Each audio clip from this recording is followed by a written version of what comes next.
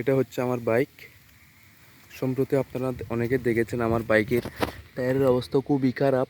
আমি যদি দেখাই টায়ারের অবস্থা, এই দেখেন, এই যে এগুলা যে বিট কাটায় নেয় এক্সট্রাভাবে, এগুলো হচ্ছে সেইগুলা বিট কাটায় নিছিল যিনি এর আগের মালিক ছিলেন। দেখে না, এক্সট্রাভাবে যেগুলো বিট কাটাইছে সেগুলো এখন বলতে গেলে ফাটল ধরছে সবগুলোতে।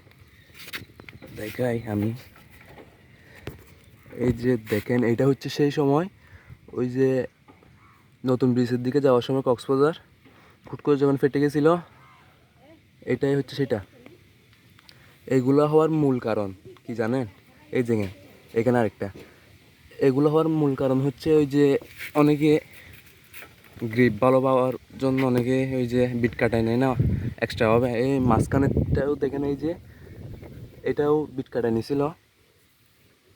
এই বিট কাটানোর ফলে এখন আমার টায়ার বলতে গেলে সব দিক থেকেই ফেটে গেছে।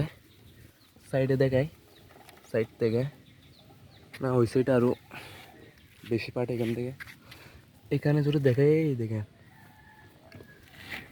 এটা টায়ার নাকি কি, মানে সব দিক থেকে মানে ফেটে ফেটে একদম ফেটে ফেটে গেছে।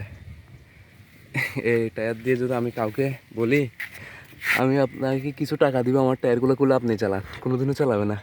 আমি পরিস্থিতির শিকার, তাই চালাচ্ছি।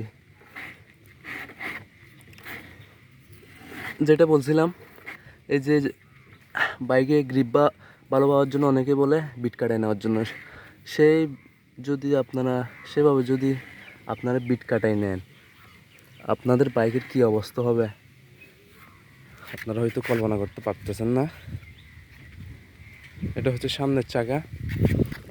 সামনের চাকাও বলতে গেলে একদম শেষের দিকে। দেখে না, কিছু না এখানে, এটা টায়ার নাকি অন্য কিছু লেভেল হয়ে গেছে, যে কোনো সময় ফেটে যেতে পারে। এই জায়গায় আমি একটু করে মানে একটু উপর দিকে চলে আসছে, মানে ফুলে গেছে, যে কোনো সময় ফেটে যেতে পারে। আর যেহেতু সামনেরটা এখানে সামনেরটা এখনও টিউবলেস, তাই আমি ফেটে গেলেও আরও কিছুটা সময় পাবো। পেছনেরটা তো টিউবলেস না, পেছনেরটা টিউবলেস না, এখানে টিউব দেওয়া হয়েছে, তাই সাথে সাথে হাওয়াগুলো বের হয়ে গেছিলো। তো গাইস, আজকে এটুকুই। আমি বলতে চাচ্ছিলাম যে বাইকের টায়ারটা সময় মতো চেঞ্জ করার, না হলে আমাদের মতো বাইক ঠেলতে হবে।